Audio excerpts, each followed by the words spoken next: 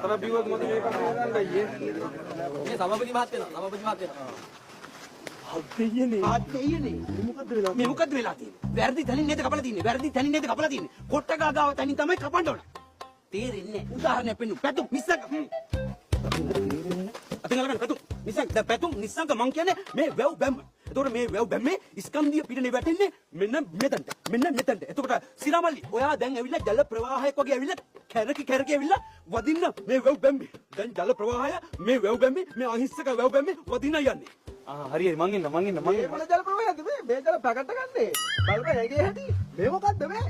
අපි මෙතන යවන්න ඕන ලොකු ජල කඳක්. අන්න හරි. බලමු හොඳ කඳක්. බලුඩ පැත්තකට යන්න. ආම්මට මේ බඩු. මම පුතා ජලක ගිහලා හැප්පියක් බැම්මේ.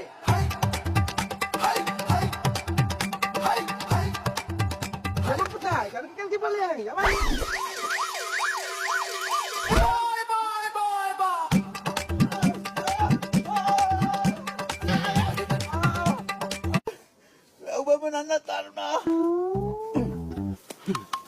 ඔන්න ඕක තමා වැව් බැම්මට උනේ. ස්කන්ධය ගලනවා පීඩනය පිට වෙනවා.